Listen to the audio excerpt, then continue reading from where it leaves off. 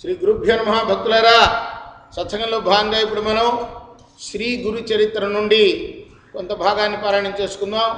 ముందుగా ఒక భక్తి గీతాన్ని కూడా మనం విందాం.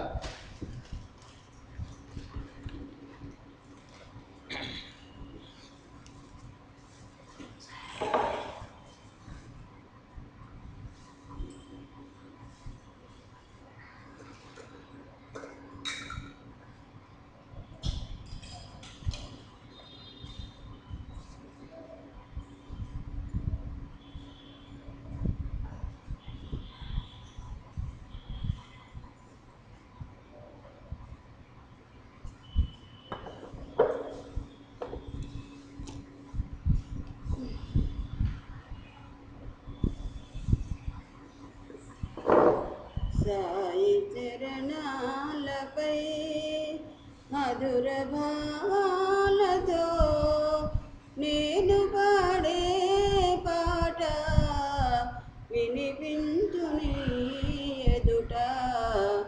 సాయి చరణాలపై ఏ పూర్వ పుణ్యమో నీ సేవగా మారి అపురూపమై నిలచే నా అంతరంగన. సాయి చరణాలపై మధుర భావాలతో నేను పాడే పాట వినిపించుని ఎదుట.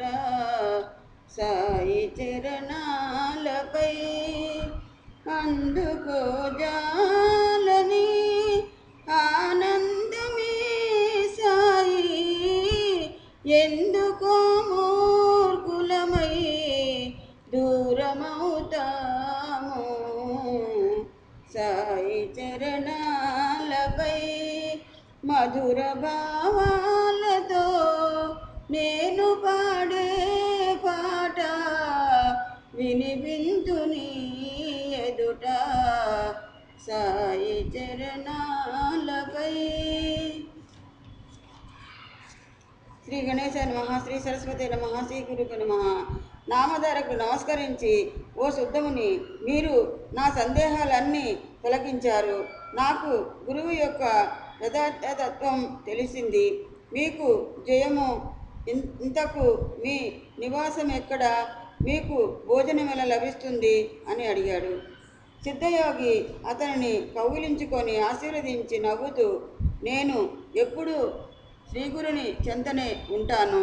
శ్రీగురి స్మరణమే నాకు ఆహారం. వారి మహిమయే నాకు అమృతతుల్యమైన పానీయము. ఈ శ్రీగురు చరిత్ర గ్రంథము శ్రావణము చేస్తుంటే భుక్తి ముక్తి శీఘ్రంగా లభిస్తాయి. పరిశుద్ధులై దీనిని 7 రోజులలో పారాయణ లేక శ్రావణము చేసిన వారి పాపాలు నశించి సంతానము, ధనధాన్యాలు, దీర్ఘాయువు, జ్ఞానము ఎవరు కోరినది వారికి లభిస్తుంది. నిష్కాములకు ముక్తినిస్తుంది అని చెప్పి తమ వద్దనున్న గ్రంథం చూపారు. నామధారకుడు ఎంతో ఆసక్తితో ఆయన పాదాలకు నమస్కరించి, మీరీ గ్రంథం సంగతి చెబుతుంటే నాకు ఎంతో దూరం నడిచి దప్పిక ఉన్న వాడికి సాక్షాత్తు అమృతమే పోసినట్లున్నది. ఇది వినడం వలన నా అజ్ఞానం ఇంకా పోగలదు. దీనిని శ్రావణం చేయాలనిపిస్తున్నది. నా సందేహాలు తొలగించి నాకింత మేలు చేస్తున్న మీరే నా గురుదేవులు, నన్ను అనుగ్రహించండి అని వేడుకున్నాడు. సిద్ధముని సంతోషించి అభయమిచ్చి అతనిని చేయి పట్టుకొని వెనుక శ్రీగురుడు పావనం చేసిన అశ్వత్థ రావి వృక్షం దగ్గరకు తీసుకుపోయాడు. నామధారకుణ్ణి దాని క్రింద తమ దగ్గరగా కూర్చోబెట్టుకొని ఇలా చెప్పారు, నాయన, అజ్ఞానం వలన నీకు శ్రీగురుని యందు దృఢమైన భక్తి కుదరలేదు. ఆయనను సందేహించడం వలననే నీకిన్ని కష్టాలు వచ్చాయి. సదాచార సంపన్నుడైన శ్రీగురువును పూర్ణమైన భక్తితో విశ్వసించి సేవించగల వారికే వారి నిత్యతత్వం అర్థమవుతుంది. అట్టి వారికే కష్టాలు తొలగి అభిష్టాలు నెరవేరుతాయి. నిజానికి సద్గురువు తన పర భేదం లేకుండా అందరిపై అపారమైన దయ కురిపిస్తుంటాడు. నీరు ఎత్తైన ప్రాంతంలో నిలువ జాలనన్నట్లు డాంబికులకు ఆయన కోరినవి మాత్రమే ప్రసాదించగలవు కానీ గురువు మనం కోరిన దానిని కూడా ప్రసాదిస్తారు. ఆయన స్పర్శ దీక్షతోనే మనకు ప్రపంచమంతా బ్రహ్మమయముగా దర్శింపజేస్తారు. ఆయననే శంకించే వారికి ఆయనేమి చేయగలడు? తనను సంపూర్ణ విశ్వాసంతో సేవించే వారి వెంటనంటి కాపాడటమే ఆయన ధర్మం. కానీ పామరులు కష్టమొచ్చినప్పుడు ఎవరో చెప్పగా ఆయనను సేవిస్తారు. కానీ శ్రద్ధ విశ్వాసాలతో సరైన పద్ధతిలో సేవించరు. కనుకనే కొందరి అభిష్టాలు నెరవేరవు. అప్పుడు వారు తమకు గురువేమీ చేయలేదని ఆయనను నిందిస్తారు.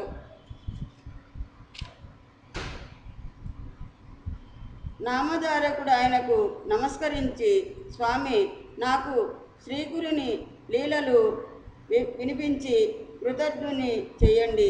శ్రీగురుడు త్రిమూర్తాత్మకమైన భగవంతుడంటిరి గదా, ఆయన మొదట అలా ఎందుకు అవతరించారో సెలవివ్వండి అని వేడుకున్నాడు. సిద్ధముని సంతోషించి, శ్రీగురుని పట్ల నీకిట్టి శ్రద్ధ కలగడం ఎంతో శుభసూచకం. ఇంతవరకు శ్రీగురుని లీలల గురించి ఇంత ప్రీతితో ఎవరు అడుగనే లేదు. ముముక్షువులకు మాత్రమే ఇట్టి అభిరుచి కలుగుతుంది. నీకు తప్పక పురుషార్థాలు ప్రాప్తిస్తాయి. నీ శ్రద్ధ నాకెంతో ఆనందాన్ని కలిగిస్తున్నది. నీవడిగినది చెబుతాను, శ్రద్ధగా విను. జగత్తుకు మూల కారణమైన భగవంతుడు మొదట అనేకమవ్వాలని సంకల్పించినప్పుడు ఆయన శక్తి త్రిగుణాత్మకంగా మరి బ్రహ్మ విష్ణు మహేశ్వరుల రూపం ధరించింది. వాటిలో రాజోగుణము ప్రకోపించినప్పుడు సృష్టికర్త అయిన బ్రహ్మరూపంలో ఆ శక్తే సర్వాన్ని సృష్టించింది.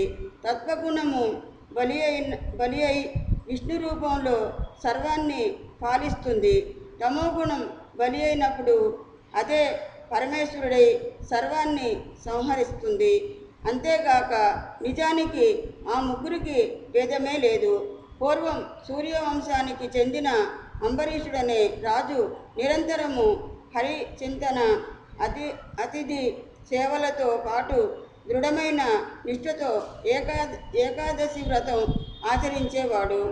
ఒకరోజు ద్వాదశి తిథి ఒక్క గడియ మాత్రమే ఉందనగా దూర్వాస మహర్షి ప్రశిష్యులతో కలిసి అతని వద్దకొచ్చారు. అంబరీషుడు ఆయనను పూజించి త్వరగా అనుష్ఠానం పూర్తి చేసుకొని భోజనానికి రమ్మని ప్రార్థించాడు. అప్పుడు ఆ మహర్షి స్నానానికని నదికి వెళ్ళి పారాయణ సమయం ఒక నిమిషం మీరిపోతుందనగాని రాకుండా ఆలస్యం చేయసాగారు. తిది మించి పోతే అంబరీషునికి వ్రతభంగం అవుతుంది. అలా అని అతడు భోజనం చేస్తే అతిథిని లక్ష్యం చేసినట్లవుతుంది. అందుకని అతడు ఆ రెండిటిని పరిరక్షించుకోదలచి కొద్ది తీర్థం మాత్రం త్రాగాడు. ఇంతలో దూర్వాసుడు వచ్చి కోపించి, రాజా, నీవు నానా యోనులలో జన్మిస్తావుగాక అని శపించాడు. అంబరీషుడు భయపడి శ్రీహరిని శరణు పొందాడు. అప్పుడు ఆయన సాక్షాత్కరించి దూర్వాసునితో, మహర్షి, నా భక్తుడు నీ శాపాన్ని భరించలేడు. అతనిని రక్షించడం నా ధర్మం. అయినా మహర్షులైన మీ శాపం వ్యర్థం కాకూడదు కనుక ఆ శాపాన్ని నాకు వర్తింపజేయి అన్నారు. అలాగైనా శ్రీహరి తిరిగి అవతరిస్తూ లోకోపకారం చేయగలడని తలచి సంతోషించి, దూర్వాసుడు విశ్వాత్మ మీ గురించి తపస్సు చేస్తున్న యోగులకు ప్రత్యక్ష దర్శనం ఇవ్వడానికి జంతువు యోనంలో జన్మించిన పాపులను ఉద్ధరించడానికి మీరు భూలోకంలో ఎప్పుడు అవతరిస్తూ ఉండండి అన్నారు. అందువల్లనే విష్ణువు మత్స్యాది అవతారాలెత్తాడు. కానీ వాటిలో కొన్ని గుప్తంగా ఉండి ఉత్తమ తపస్సులకు మాత్రమే తెలుసుకొనగా సాధ్యమవుతాయి. ఇట్టి అవతారాలలో ఒకటి దత్తాత్రేయుడు. ఆయన అత్రి అనసూయలకు జన్మించినాడు. శ్రీ దత్తగురువే నమః. శ్రీ శ్రీపాదవల్లభాయ నమః. శ్రీ నృసింహ సరస్వతే నమః.